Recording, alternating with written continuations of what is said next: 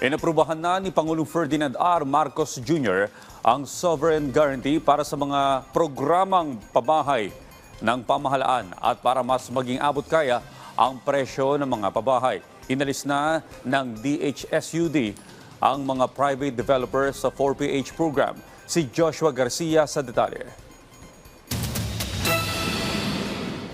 Inalis na ng Department of Human Settlements and Urban Development ang private developers sa pambansang pabahay para sa Pilipino o 4Ps program ng pamahalaan upang lubos na magamit ang pondo na uutangin mula sa private sector at mapababa rin ang halaga ng mga pabahay na kanilang itatayo.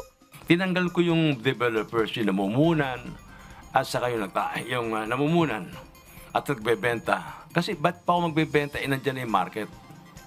So hindi mo na kailangan developers, hindi mo na kailangan ng pre-selling, hindi mo na kailangan mag-ahente. Tatanggalin mo na at unnecessary expenses na yan.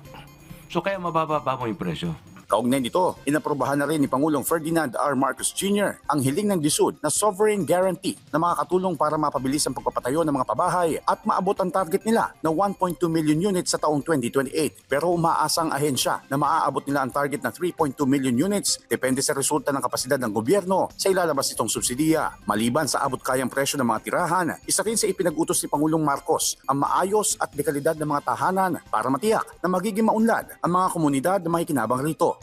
Kung ano nararamdaman ng mga mayayaman, dapat maramdaman din ng mga mahihirap. Yun po ang instruction ng ating presidente.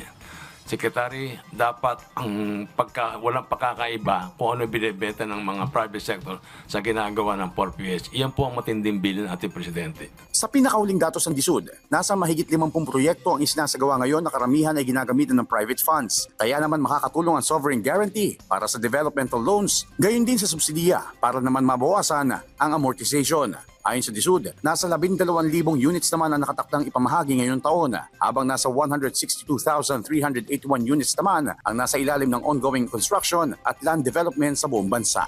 Joshua Garcia para sa Pambansang TV sa Bagong Pilipinas.